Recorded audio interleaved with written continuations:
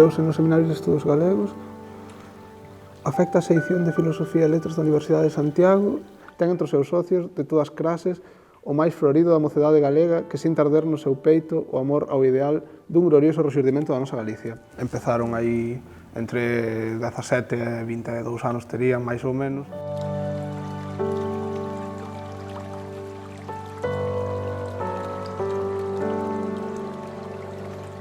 Cando eles deciden fundar o seminario, era unha iniciativa moi rupturista, moi orixinal, que estudantes, en vez de organizar unha festa, pois organizasen unha institución ou organizasen, que o primeiro era unha pura entidade así, para estudar cousas galegas, ademais, cousas galegas. O seminario non pode dicirse que sexa un grupo de artistas, era un grupo de investigadores. Eu penso que o que buscaban, de alguna maneira, era unha transformación da sociedade galega a partir de algo que entendían que tiña que ser un motor, que era a propia Universidade de Santiago nese momento. Crear o Seminario de Estudos Galegos, no fondo, era un acto de cuestionamento das xerarquías no saber e no coñecemento. Foi, desde logo, unha vontade a desta xente que non se volveu a repetir. No fondo, todas as persoas que hoxe en día siguen a catalogar, a falar galego, a defender Galicia, o único que fan é ser unha semente florecida do seminario.